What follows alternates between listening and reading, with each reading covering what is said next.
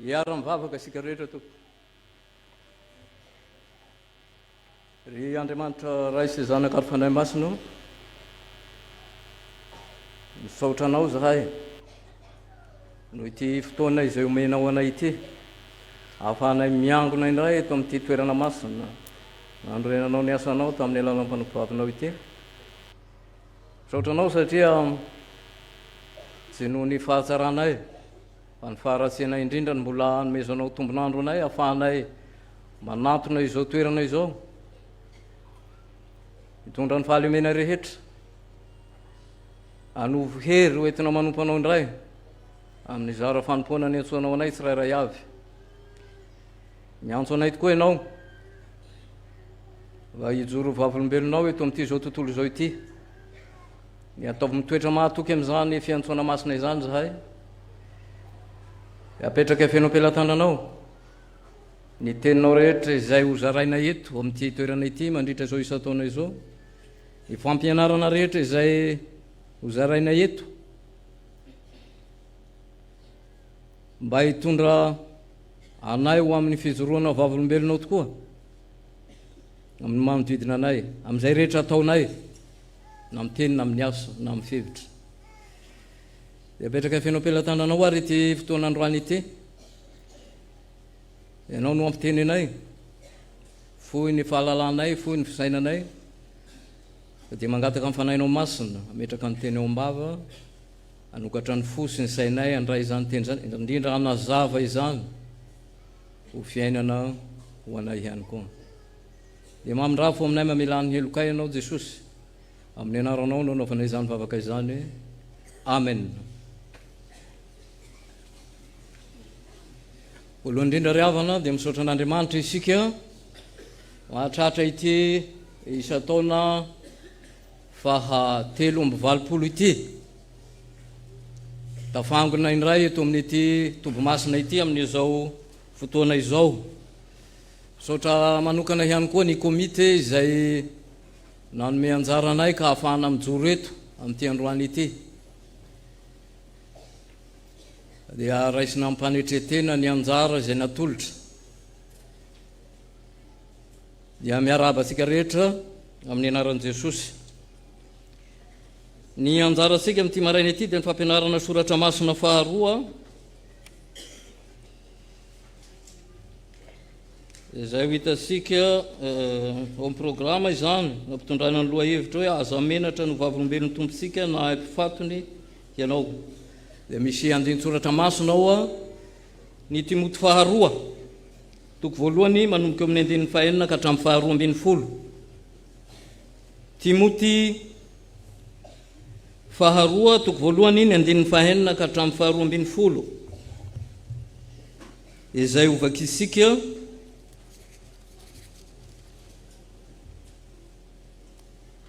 mialohany iresantsika izany loha hevitra izany.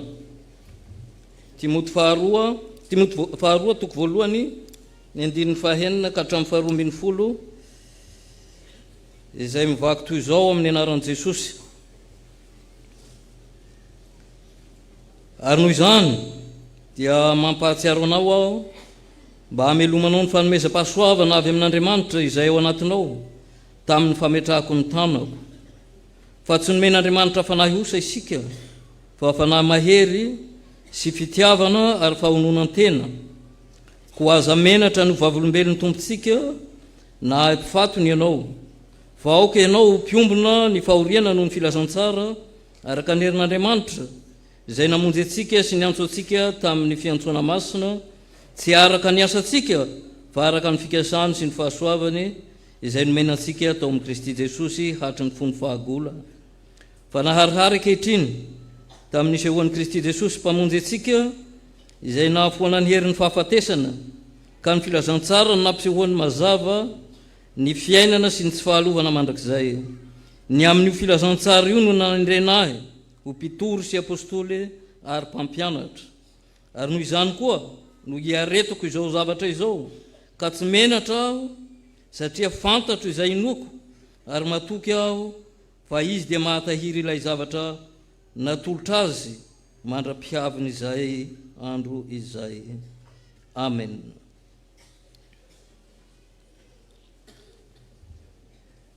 Fanamariana ihany be dia be ny somary mandiso ny anarako io ary tsy pastora Fidy Malala. Pastora Fidy Malala ary amin'ilay anankiray ery fa pastora Fidy Niaina. Izay zany no anarako. Indraindray izy io afangaron'ny olona amin'ny hoe Fidy Nantenaina. Tsy Fidy Nantenaina, tsy Fidy Malala fa Fidy Niaina zany. Eny ary tompoko. Ny epistily faharoa nosoratan'i Paoly ho an'i Timoty no nakana ny fanevany ity taona fahatelo amby valopolo ity. Omaly dia faharesika teto ny tontolo manodidina izany epistily faharoa ho an'i Timoty izany.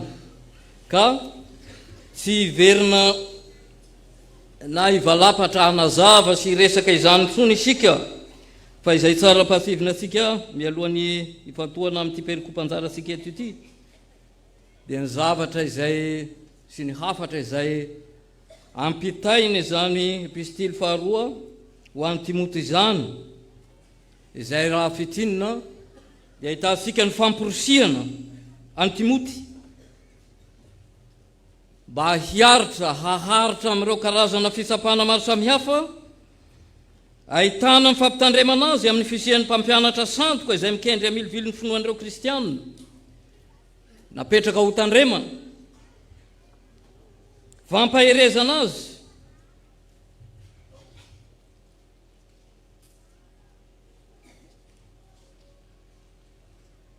mba hitana mafy izany fampianarana tsy misy klema izany.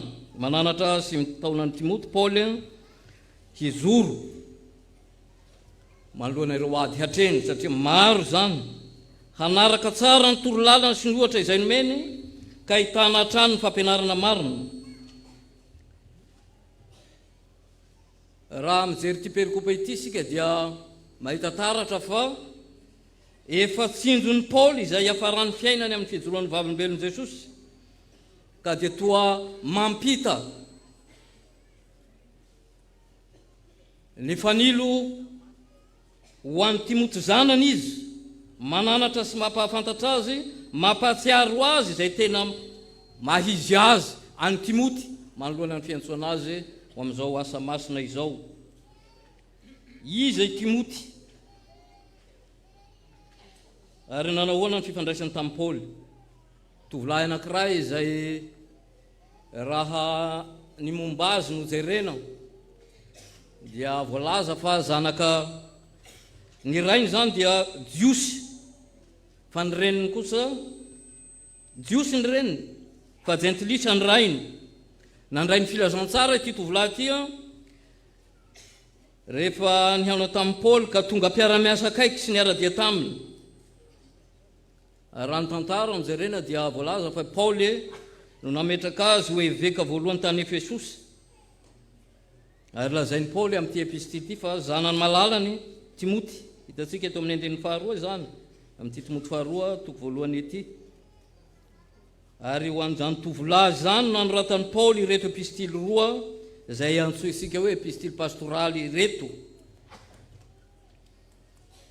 Ankoatran'io loharano avy amin'ny testamenta vaovao ity dia tsy misy zavatra besaka fantatra loatra mahakasika ny Timoty. Raha ny fifandraisan'ny Paoly sy Timoty indray dia azo ampitahaina ary tsy misy hafa amin'ny fifandraisan'ny ray sy ny zanaka na ny zanaka sy ny ray.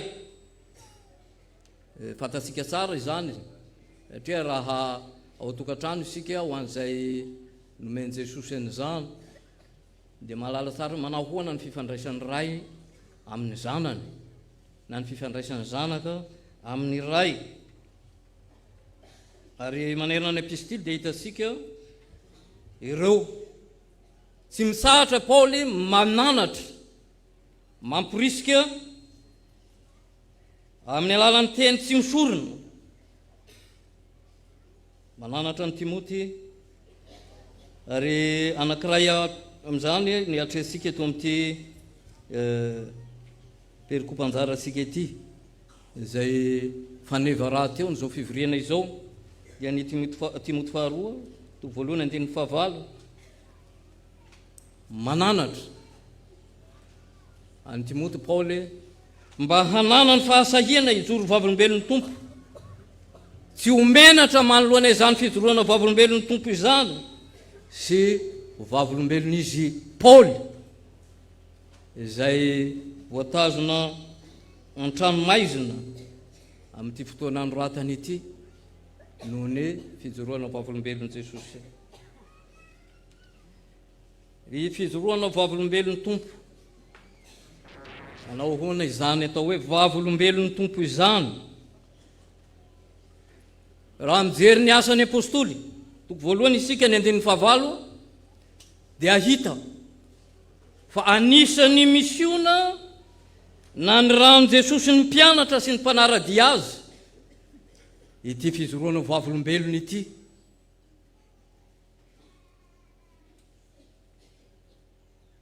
Iraka nampanavony Jesosy ny mpianatra izany ary raha mijery isika hoe ahoana zany atao hoe vavolombelon'ny tompo zany dia ao amin'ny Paoly apôstôly no ohatra atarafatsika indrindra izany atao hoe vavolombelon'ny tompo izany.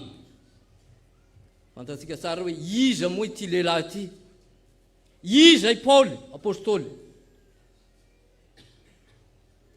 Raha valiana tsotra zany dia hoe izy ilay lehilahy nafanafo tamin'ny fanenjena ny kristianina voalohany.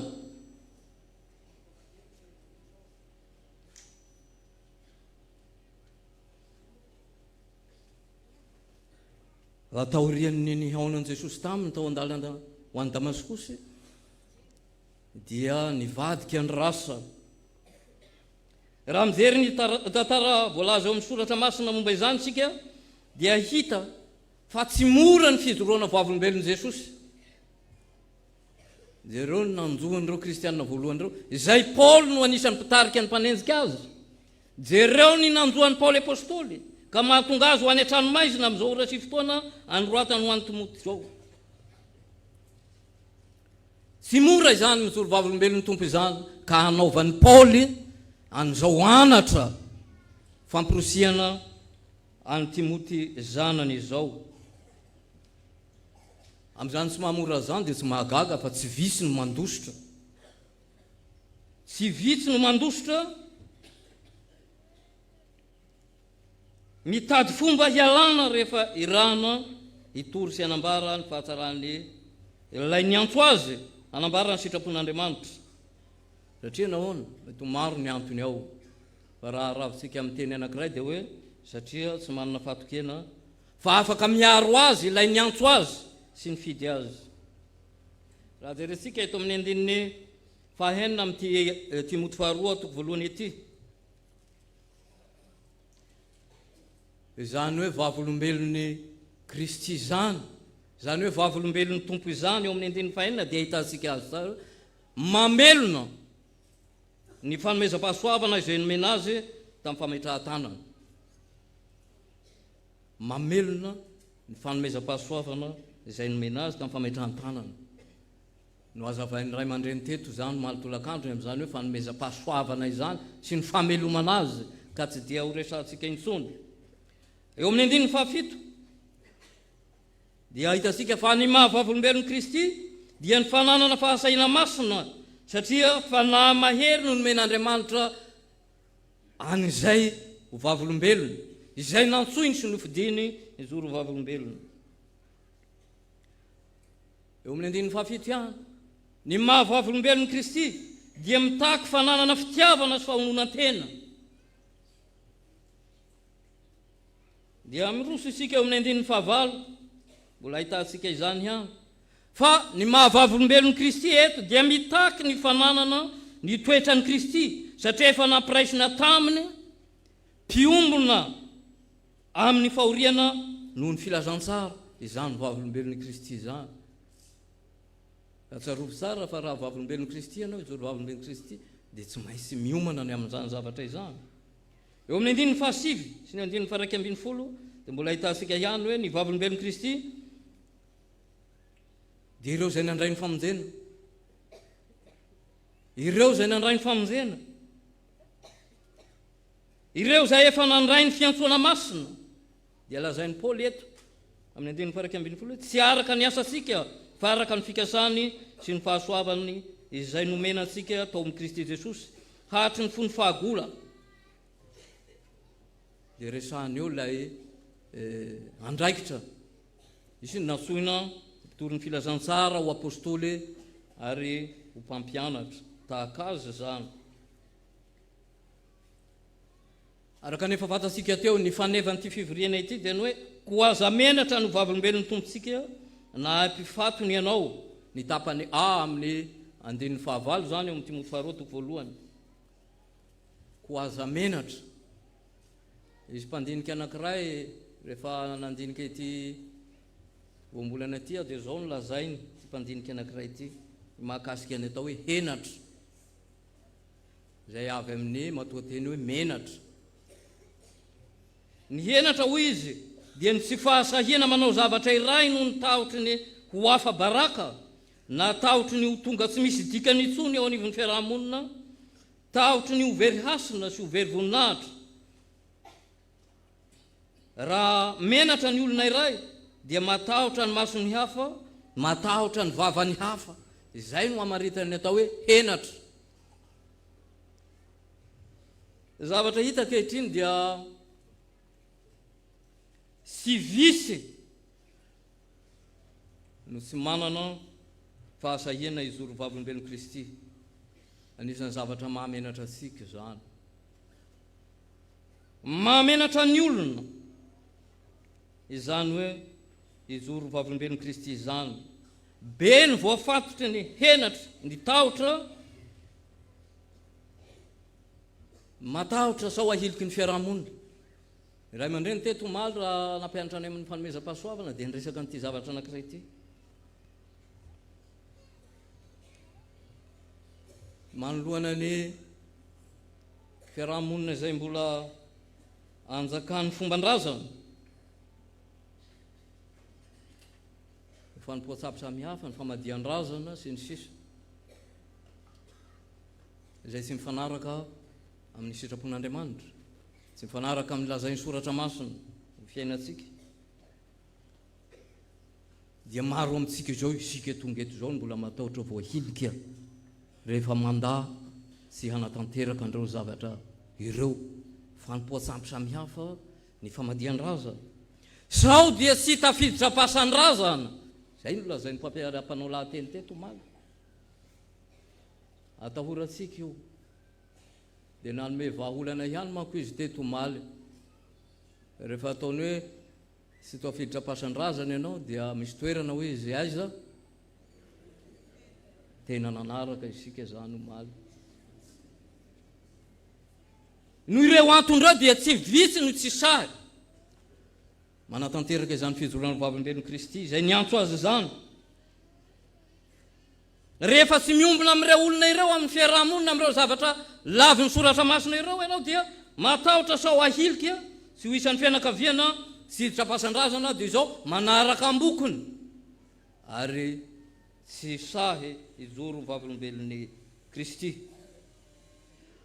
Ao ihany koa ireo sokajin'olona izay mihevitra ny tenany ihany fa kristianina vita batisa, kanefa rehefa jerena ny zavatra atao sy iainana dia mifanohitra tanteraka amin'izay natao sy nampianarin'i Jesosy ary nasainy sy nandidiany hatao. Tsisy afa-miala amin'izany na iray azy. Ao anatin'izany ohatra eo amin'ny fifandraisana amin'ny manodidina antsika eo izay tsy ahitana taratra akory izany mahampianatry Kristy. Aminao ten'Andriamanitra izay manome toky, mampahery, mampirisika anao tsy hanan-tahotra manoloana ny asa lehibe ny antsoan'ny Tompo sy andrany ianao. Ary matetika anisan'ny voateny amin'izany fanokanana izany, amin'izany fametrahan-tanana izany izay voasoratra amin'ny bokin'ny Josoa toko voalohany andininy fahasivy. Amin'ny anaran'i Jesosy izao ny voasoratra ao: tsy efa nandidy ianao va aho, koa mahereza sy mahatanjaha, aza matahotra na mivadi-po fa mombanao Jehovahandriamanitra ao amin'izay rehetra alehanao. Voatonona matetika io. Indraindray aza eo amin'ny fametrahantanana amin'ny asa sy fampirenena dia tononitsika matetika amin'izay ampahirentsika io teny io. Ka izao, raha Andriamanitra no miteny aminao toy izany,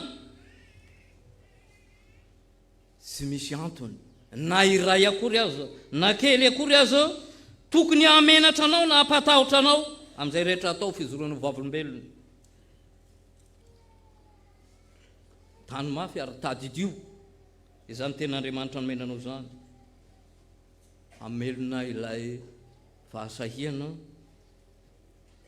masina, ka iorenanao mafy amin'ilay nifidy sy niantso anao, atosotosanao ny asa fanompoana ny antsoany sy ny fidianany anao, dia ny mba hijoro vavolombelony hitondra ny fahazavana eto amin'ity zao tontolo zao ity.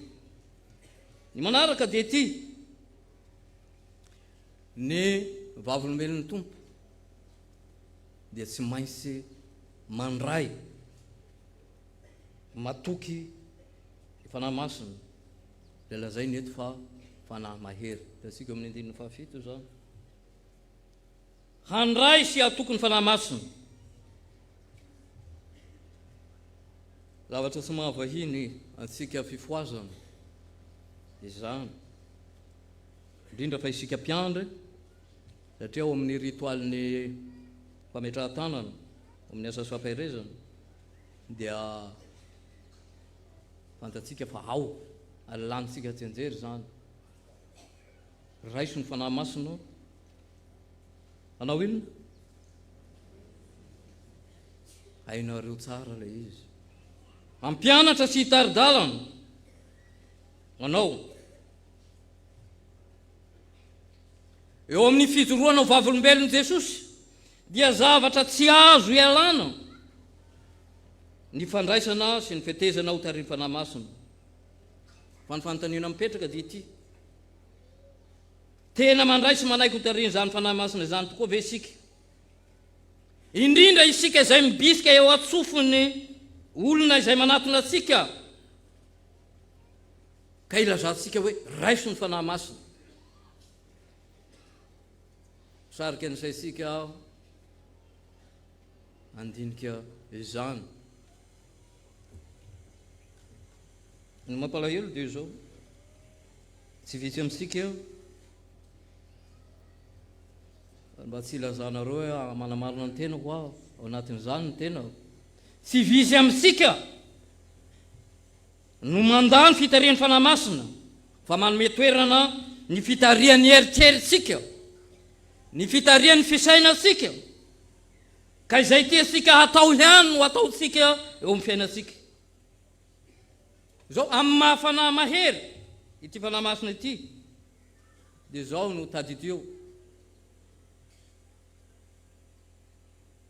Azo antoka fa mandresy ireo fanahy maro samihafa izay mahatonga antsika hanana henatra tsy hanaraka ny sitrapon'Andriamanitra ity fanahy mahery na ny fanahy masina izay nomena antsika ity.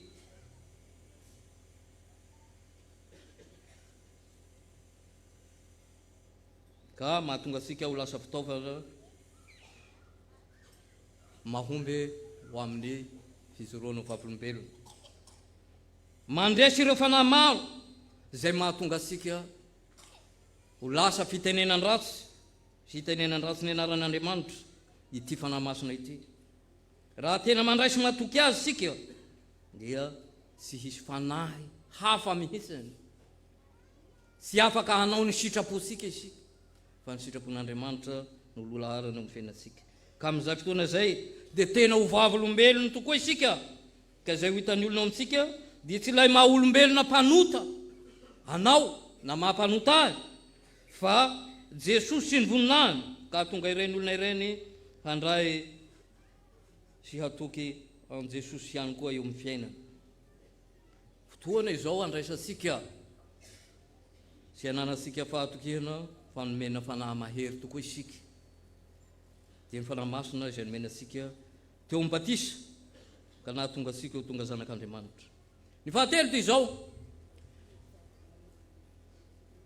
raha ho avolombelon'ny tompo ianao dia tsy maintsy hanana fitiavana sy fahononan-tena.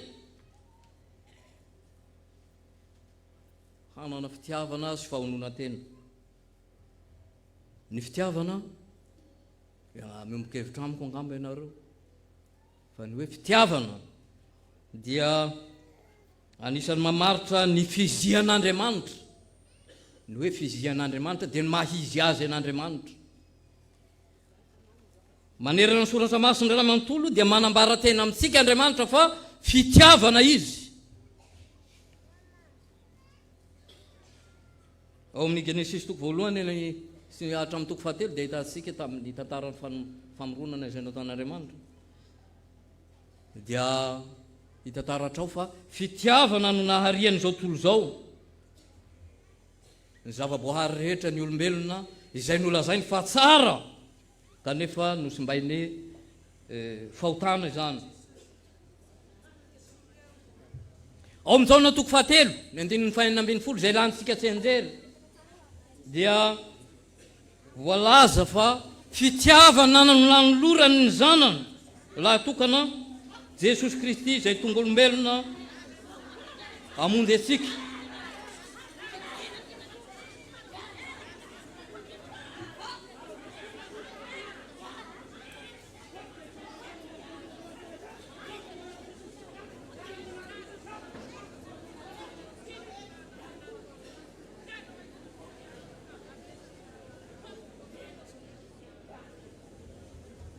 Fitiavana no nanoloran'Andriamanitra ny zanany laha tokana hamonjy antsika. Fantatsika tsara zany alantsika tsy anjeriny hoe fa toy izao ny tiavan'Andriamanitra izao tontolo izao nomeny ny zanany laha tokana mba tsy ho very zay rehetra mino azy fa hanana fiainana mandrakizay.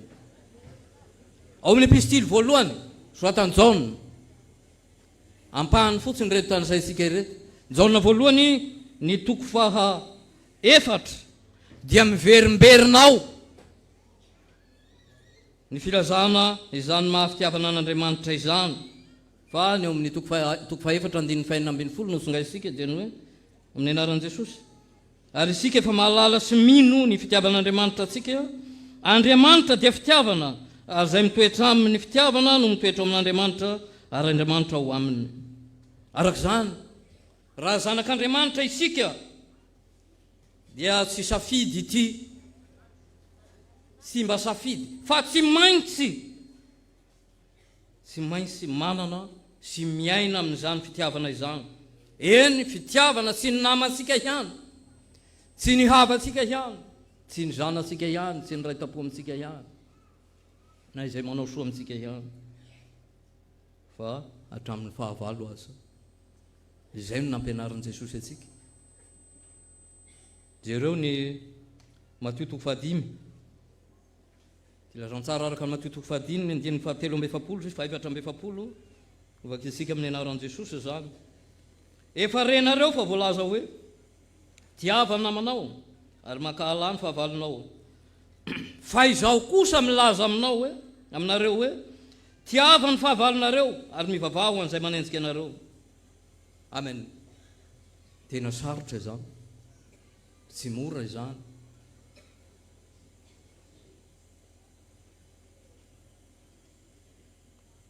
Kanefa dia izany no tsy maintsy ataosika raha tena tsy tonga vavolombelon'i Jesosy tokoa isika, satria izany no nataon'i Jesosy.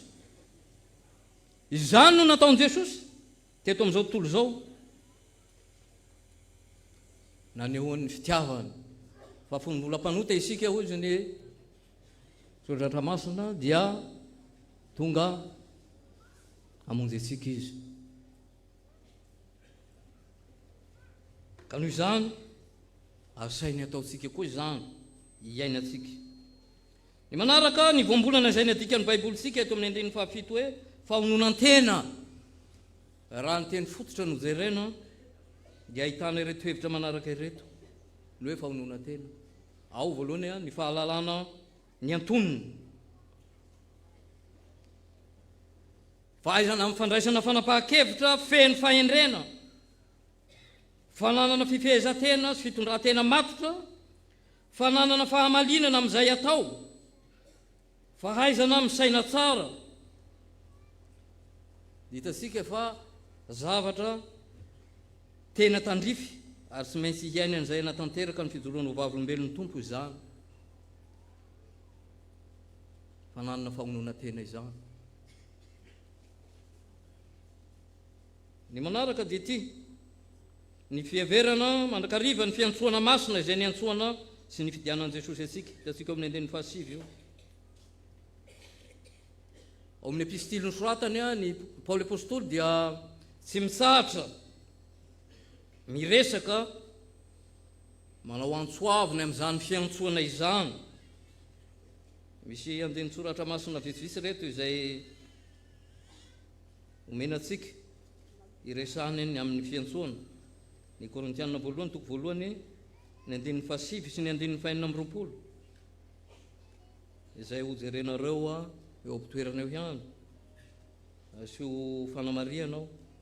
Ny Efesianina toko fahaefatra ny andinin'ny voalohany sy ny andinin'ny fahaefatra, Tesalonianina faharoa toko voalohany ny andinin'ny faraky ambin'ny folo, ary eto amin'ity Timoty faharoa toko voalohany andinin'ny fahasivy ity.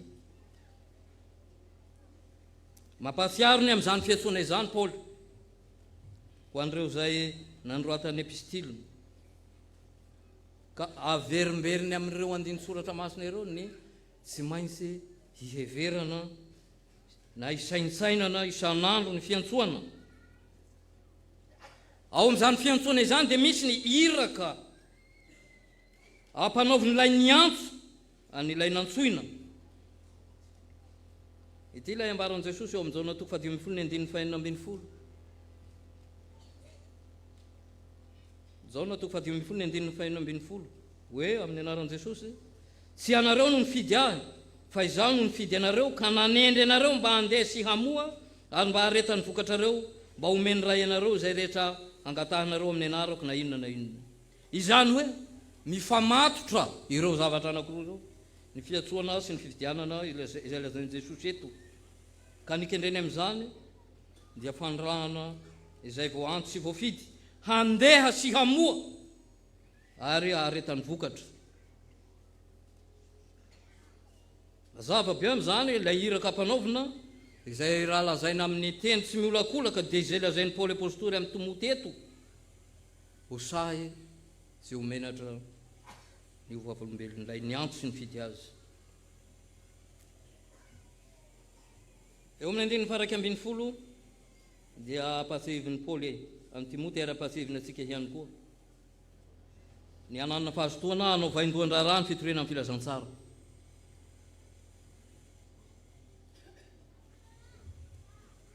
Tamin'ny maraina teo dia nisy ray aman-dreny izay nampahatsiaro antsika ny amin'ny hoe fijoroana vavolombelona.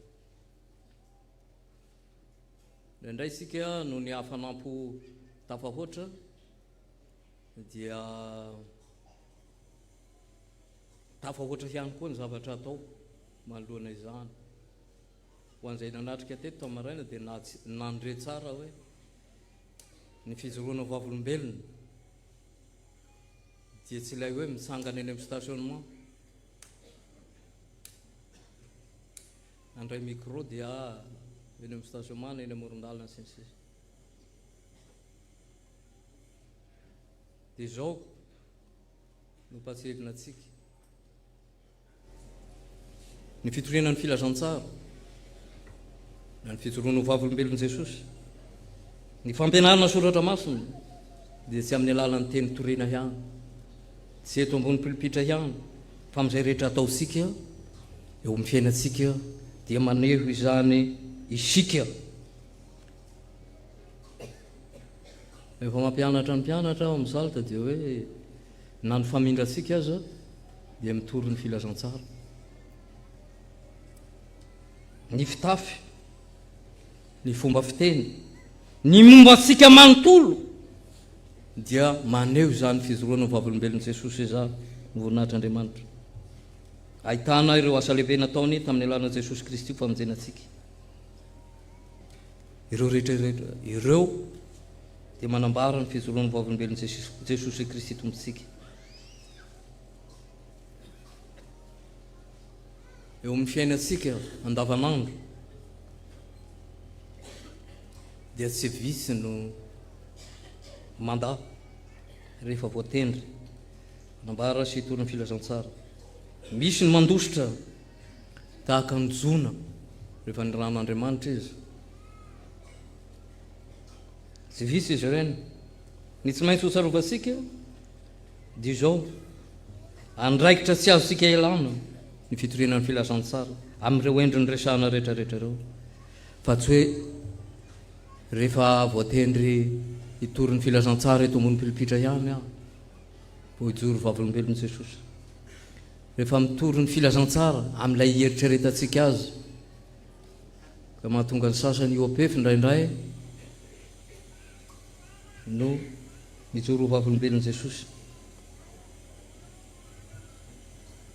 Marina fa saika feno fiangonana miorina isaky ny elakelan-trano amin'izao androsika izao, samy feno hipoka daholo ireo, fa izao mbola betsaka ireo izay tsy mahalala an' Jesosy. Enina fa na dia ireo milaza ny tena no fiangonana azy dia marina tsy maintsy mbola hitoriana ny filazantsara, marina hitondrana ny fampianarana tsy misy kilema. Mazava ny fikendrena amin'izany dia ny taonany olona hahatonga azy ireny tena handrain'i Jesosy Kristy ho tompo sy ho mpamonjy ary ho mpanafaka azy, hahatonga azy hanana fiainam-baovao afaka amin'ny fahazaran-dratsy samihafa fa ho velona araka ny sitrapon'Andriamanitra. Izao anefa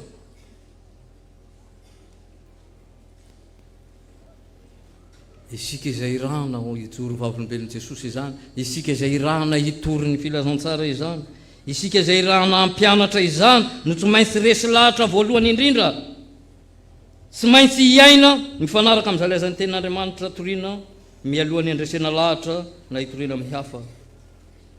Fiainantsika isan'andro izany hitoriana amin'ny filazantsara izany.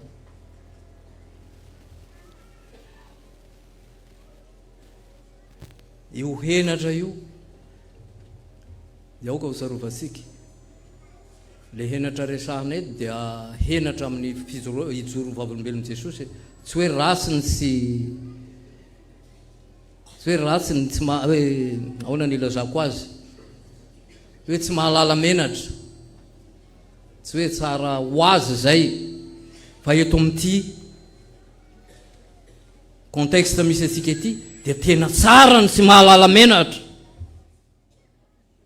Tsy tokony hahalala henatra isika ny hijoro vavolombelon'i Jesosy eo amin'ny fiainantsika rehetra. Ny zavatra hita dia ny mifanohitra amin'izay no ataotsika. Fa zavatra tsy maintsy ho tsarovantsika dia ty io henatra amin'ny fijoroana vavolombelon'i Jesosy io henatra io dia tena fitaovana lehibe ampiasain'ny devoly ihany koa ahatonga anao, ahatonga atsika tsy ho sa hijoro vavolombelon'ny filazantsara an'i Jesosy Kristy.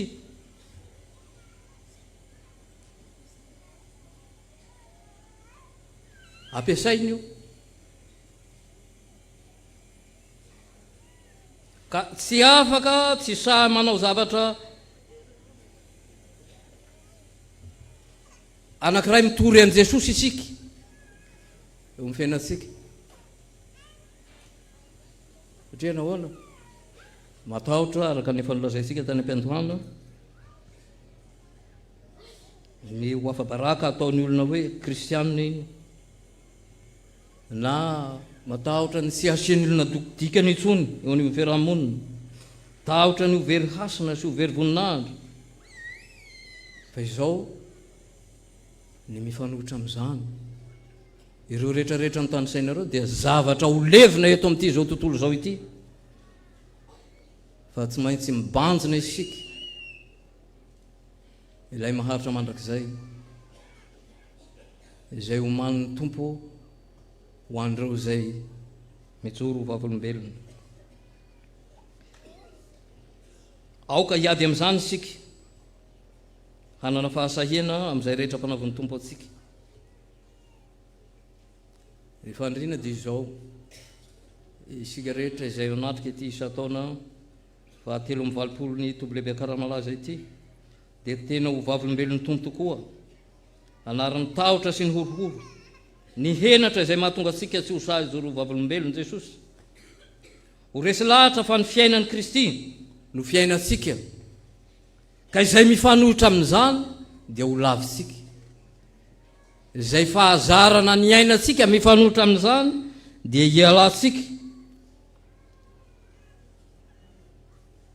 Ny zavatra tsy maintsy hotsarovanao dia ity: raha tena vavolombelon Jesosy ianao, izay nanjosy nandalovan'i Jesosy Kristy, dia tsy maintsy hanjosy andalovantsika ihany koa. Kanefa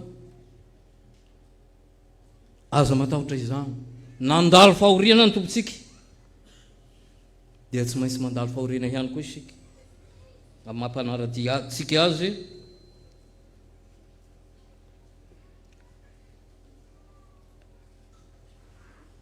manafatra atsika, mampianatra atsika Paoly apôstôly eto ny tsy hananatsika henatra amin'ny fijoroana ny vavolombelon'ny tompontsika, na ho fijoroana vavolombelon'ny Paoly izay naneho marika harahana ny amin'izany fijoroana vavolombelon'ny tompo izany, ka hiara-hiombona amin'izy ireo ny fahoriana noho ny filazantsara araka ny herin'Andriamanitra. Dia hanao hira isika amaranana azy. Ty hira ity raha teny an-dalana zahay dia niverimberina matetika ity ao anatin'ny fiara tao, 700. Hira 700. Taotsika hatramin'ny farany zany. Hira manambara mifanekena ijoro vavolombelon'i Jesosy izany hira izany, ka ho tanteraka tokoa amin'ny fiainantsika fa tsy ho eo am-bava ihany. Ka aorian'izay nihirana azy zay dia efa tsy ho tsaroana intsony, fa ny loran-tena hiasa ijoro vavolombelon'i Jesosy. Ho tanteraka amintsika tokoa ny izany tononkira izany. Voninahitran'Andriamanitra ireriany vavaka isika. Jesosy Tompo, saotranao zahay no ny ampahaseovanao anay mandrakariva, ny antom-pisianay eto amin'ity zao tontolo zao ity, ka mbola ametrahanao anay iriaria eto amin'ity tany ity. Araka mivolaza teo dia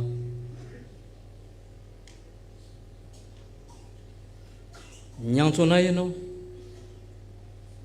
ho fitaovana eo am-pelantananao, hanambara ny sitraponao, hijoro vavolombelonao, hitaona ny olona ao amin'ny fanjakanao. Fa matetika dia ny mifanohitra amin'izany no tanterahanay, maniasia zahay, fa dia misaotra anao nampahatsiaro anay ny hanananay fahatokiana, ny tsy hahamenatra anay hijoro vavolombelonao eto amin'ity zao tontolo zao ity. Ka na iza haneso anay dia ampahirezy mandrakariva zahay, aharitra amin'izany fijoroana ny vavolombelonao izany, mandra-pahatonga anao hiantso anay, handray anay indray ho any aminao, ka hiara-pahaly amin'ireo olombavonjy rehetra ao aminao zahay. Izany no fandrianay zay hatakaito Jesosy Tompo, amin'ny anaranao irery aminy anaovana izany vavaka izany. Saotra Tompo. Amen.